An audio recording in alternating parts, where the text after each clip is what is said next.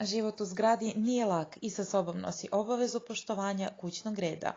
Ono na što se komšije često žale jeste buka, i to ne bilo kakva, već ona koja nastaje usled preglasnog vođenja ljubavi. Na Facebook stranici Dnevna doza prosječnog Dalmatinca stanari jedne zgrade su ostavili neprijatnu poruku dobrodošlice novim stanarima uz opomenu da se stišaju. Drago nam je kada se mladi ljudi vole, ali nam i nije baš drago, a ni ugodno za uši, što vas moramo non stop slušati kako urličete. Pisalo je između ostalog u poruci koja je zatekla nove stanare. Stanari su od komšija zatražili da stišaju svoje životinjske glasove, a sada je stigao i njihov odgovor, koji se također našao na ovoj Facebook stranici.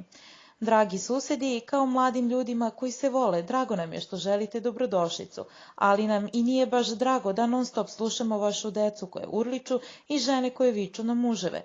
Voljeli bismo kada bi svet bio srećno mesto bez nasilja i uplakanih dečijih lica i nesrećnih žena. Samo ljubav. Sorry na vođenju ljubavi, but not sorry. Dragi novi susedi sa trećeg sprata.